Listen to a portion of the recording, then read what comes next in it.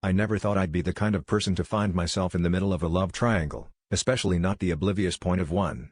For years, I dutifully attended every one of my husband's business events, always proud to support him and his partner, who I thought was simply a dedicated colleague.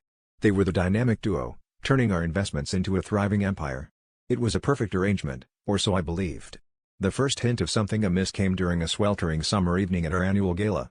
I was mingling with guests when I overheard a whispered conversation between two servers about how the partners were quite the pair, and not in the boardroom sense. My heart raced, but I brushed it off as gossip, until I saw them slip away to the terrace, their hands lingering a moment too long.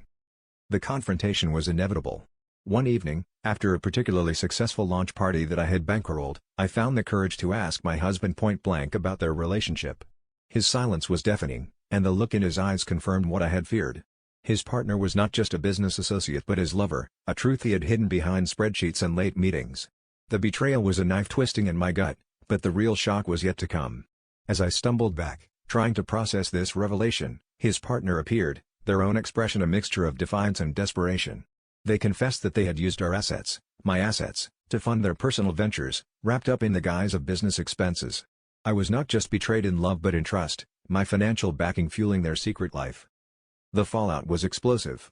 I demanded a divorce and sought to untangle our lives and finances, but it was like pulling threads from a tightly woven tapestry. Every move they made had been calculated, intricately tied to our livelihood, and disentangling those ties meant unraveling our entire fortune. It was then I realized the depth of my naivety. Their success had always been a facade, propped up by my unwitting contributions. Friends and family were aghast at the scandal, each revelation more salacious than the last. But for me, the hardest part was facing the truth that my life had been a lie. I had been a silent partner in a business deal I never agreed to, and the emotional collateral was too great to bear alone. In the end, the legal battles raged on, but something inside me shifted. The conflict was no longer just about money or betrayal, but about reclaiming my sense of self.